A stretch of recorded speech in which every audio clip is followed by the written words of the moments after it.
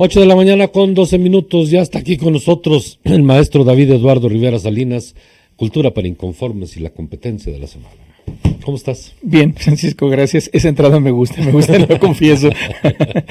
Bien, muchas gracias, escuchándote. Y sí, tienes razón, hoy México pues sigue teniendo una especie de herida, ¿verdad? Abierta.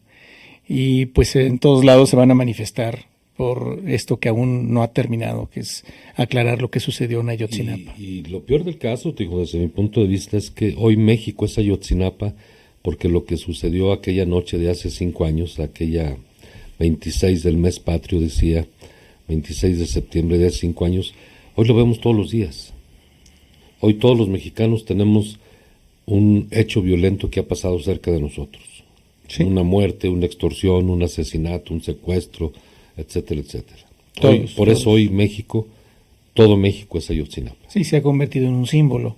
Y bueno, la semana pasada, Francisco, hablábamos con nuestro auditorio sobre este tema del olvido, que tiene que ver con lo de Ayotzinapa. Exacto. Surge una pregunta fundamental que te comparto y comparto al auditorio. ¿Es posible que el antónimo del olvido no sea la memoria, sino la justicia? Bueno, esa parece ser la línea interpretativa que propone, por ejemplo, el gobierno del presidente López Obrador.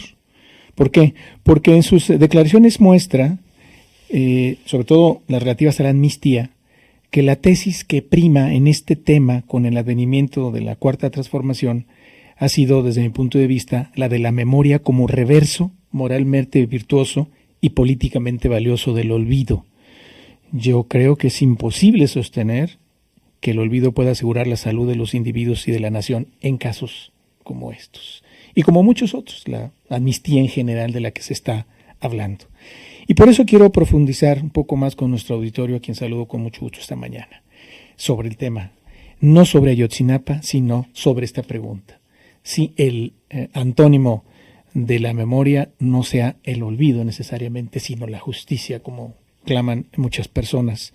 Y bien lo dices porque muchos mexicanos, muchas mexicanas están cercanos a algún suceso.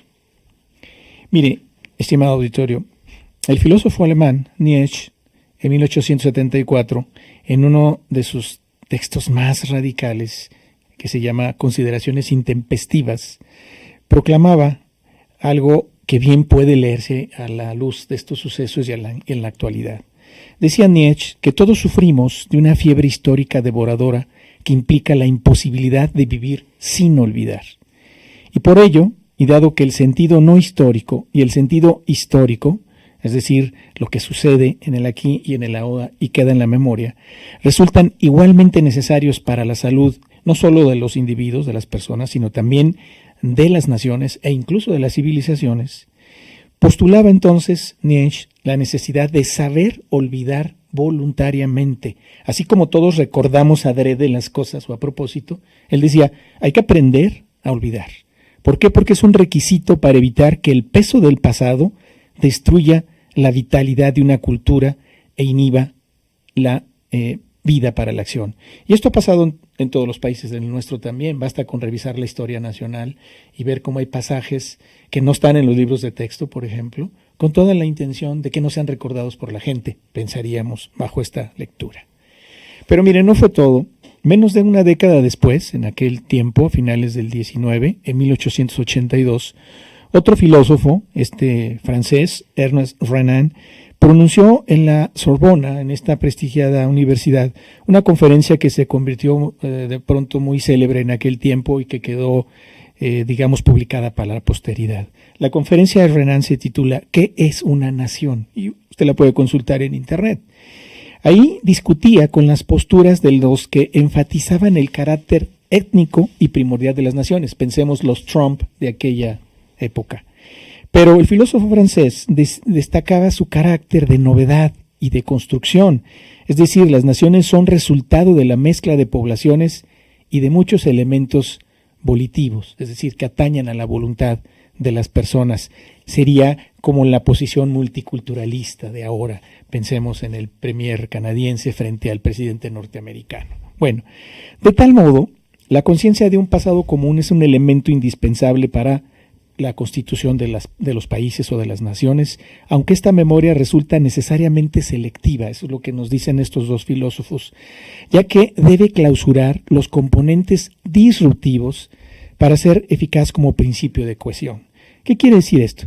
Quiere decir que el elemento esencial de un país consiste en que todos sus individuos deben de tener muchas cosas en común, pero al mismo tiempo deben también haber olvidado muchas cosas. Y así seguramente habrá muchos mexicanos y mexicanas que no recordamos adrede, a veces por desconocimiento, pasajes de la historia nacional que servirían para romper la cohesión y la unidad que busca nuestro país.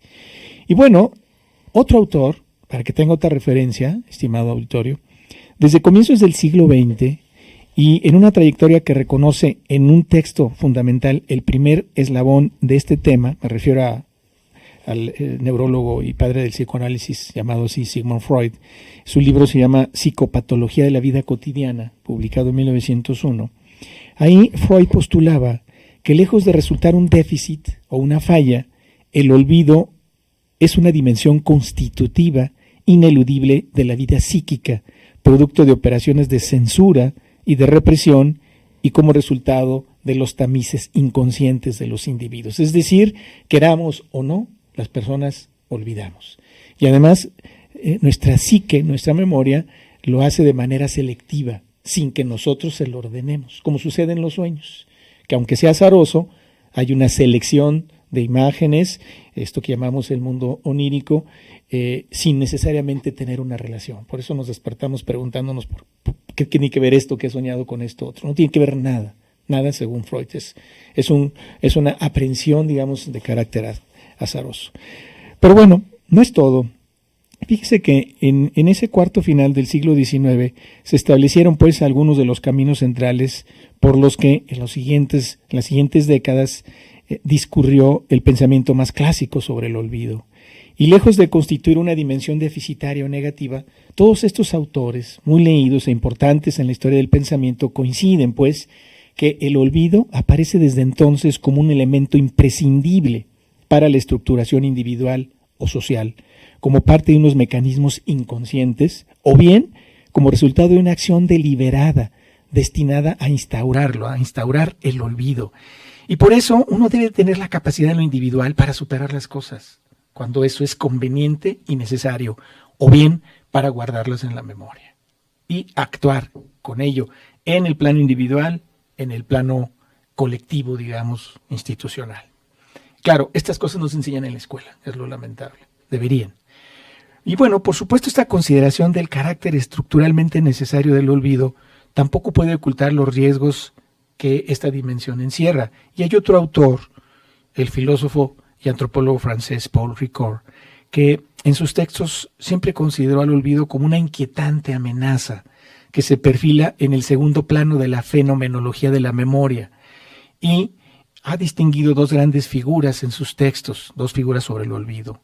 La primera, él le llamaba el olvido por destrucción, es decir, voluntaria o no, de huellas, ya sean de carácter documental, cortical, es decir, dentro de nuestra propia conciencia, o afectivo, en el plano de nuestros sentimientos. Y la segunda forma del olvido, a la que Paul Ricoeur decía, es la que llamaba olvido de reserva, y abarca el olvido como una memoria impedida, es decir, más en el sentido de Freud, como una memoria manipulada, digámoslo así, como la necesidad de aprender nuevamente, decíamos, a olvidar. Y bueno, es en esta dimensión donde se configura un abuso tal vez de la memoria y del olvido, considerando que antes del abuso hay un uso de eso, dada la cualidad selectiva y el carácter performativo imposible de un relato. Por eso lo de Ayotzinapa se debate ahorita, desde mi punto de vista, entre la necesidad del olvido a través de la justicia o la permanencia en la memoria. Y si esto, segundo, sucede, no puede quedarse en el plano solamente de la expresión o del pensamiento como resguardo. Debe de haber una acción. ¿Cuál? La justicia también. Al final de cuentas, ambas cosas apuntan hacia allá. Pero mire, no es todo. Existe otra forma de interpretar el olvido a la cual me parece es importante acercarnos. Es la que propone el filósofo italiano Gianni Vattimo. Él escribe un texto también que me ha gustado mucho, se llama El olvido imposible, donde considera el problema de la memoria y el olvido, pero en el plano de la cultura y de la cultura contemporánea. Y ahí encontramos referencias importantes, por ejemplo, la del filósofo alemán Martin Heidegger, en lo que él llamaba entonces el olvido del ser, que es exactamente esa imposibilidad de olvidar, que se identifica con el olvido del ser y no se presenta como un rasgo negativo de la condición actual del pensamiento, por una razón fundamental, porque vivimos ahora, aquí y ahora, como decían los romanos, en una época de imposibilidad del olvido, de historización de la cultura, básicamente a partir de una realidad, la enorme multiplicación de las redes de comunicación digital. Y aunque queramos olvidar algo, resulta que ahí está. Y solo basta con teclearlo o googlearlo, como dicen, y aparece ante nuestra mirada. Así pues, estamos como al principio, digamos, ante los mismos problemas que ya Nietzsche observaba en ese no tan lejano siglo XIX, solo que ahora están más acentuados, más generalizados, porque ahora tenemos un exceso de conocimiento histórico, pues tomando este conocimiento en el sentido más vasto del término, es un rasgo característico de nuestra condición. Somos seres históricos y sociales, es decir, tenemos un presente que vivimos hoy, aquí y ahora, y que es impensable olvidar, salvo el tiempo pudiera revertirlo. Y bueno, así, la cultura occidental de la que nosotros formamos parte, la que domina nuestra vida, ha pasado a ser en las últimas décadas con más claridad de lo que sucedía en el pasado reciente, en el pasado del siglo XIX de Nietzsche y de estos otros autores, una especie de almacén o de depósito de culturas.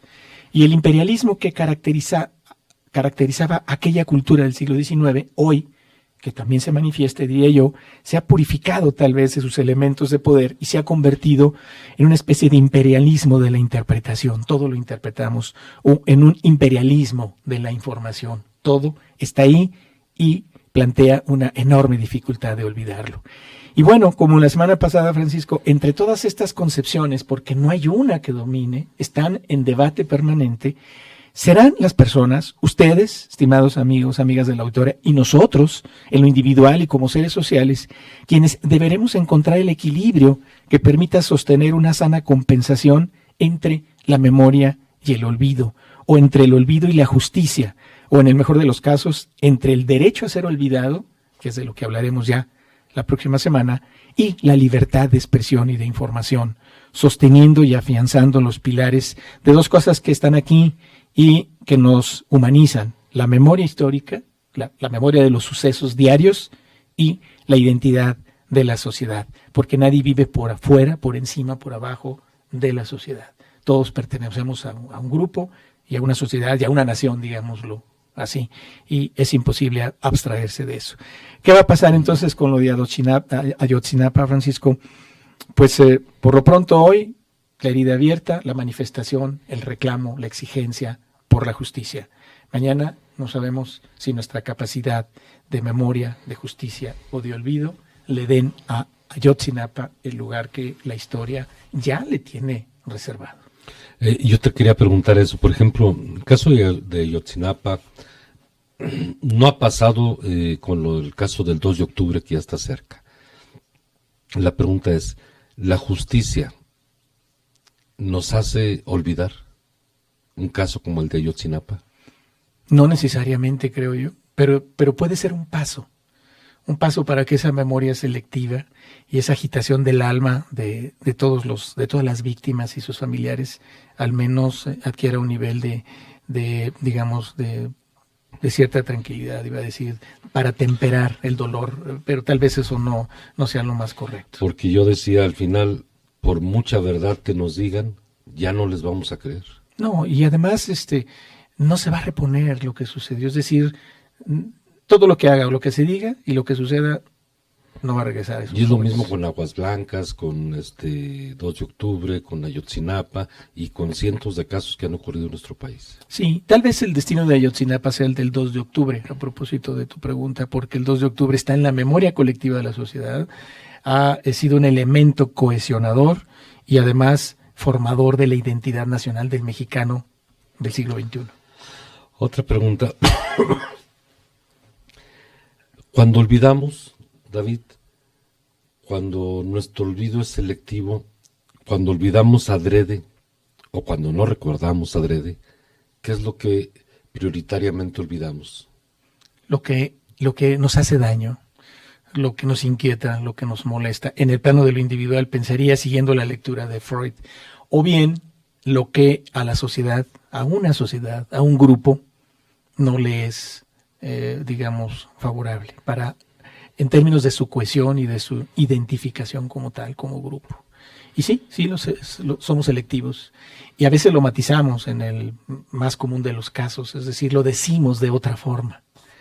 En otras ocasiones creo que somos capaces de olvidarlo si nos lo proponemos, o al menos, decía yo al principio, de superarlo, que es una forma de olvidar, diría yo.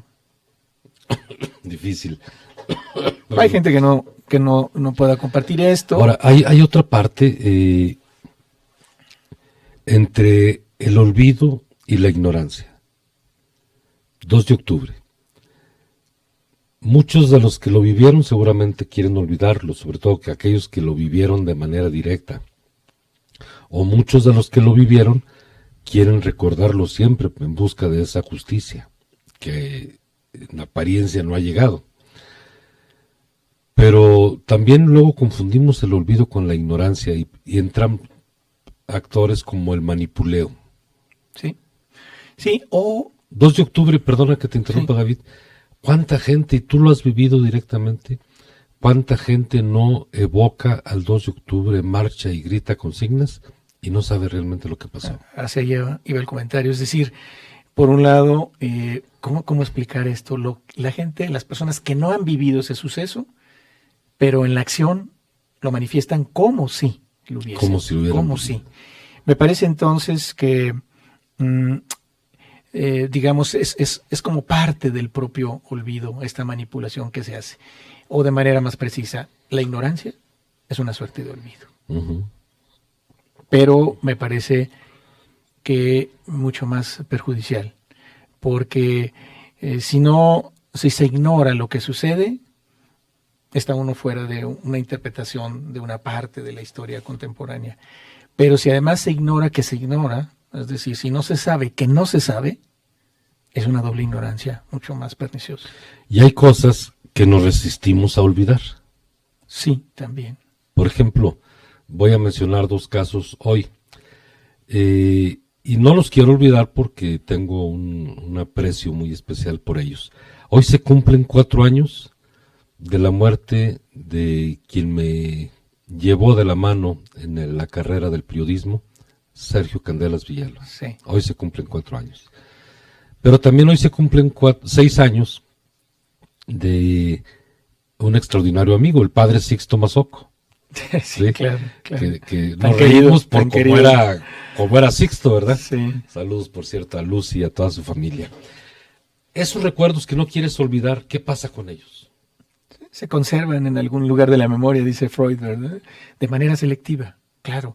A veces se acentúan, a veces se mitigan con el paso del tiempo, supongo. Esto a lo mejor desde la psicología se explicaría mucho mejor. Sí, de otra manera, ¿verdad?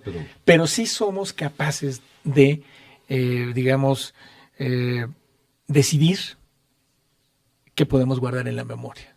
Aquello que nos hace fuertes o que nos conduce a un estado, digamos, afectivo por alguien a quien hemos conocido o a quien reconocemos. Nos sucede a todos, pues, sobre todo con los seres cercanos o queridos, como decimos, pero también con las figuras que admiramos, ¿no?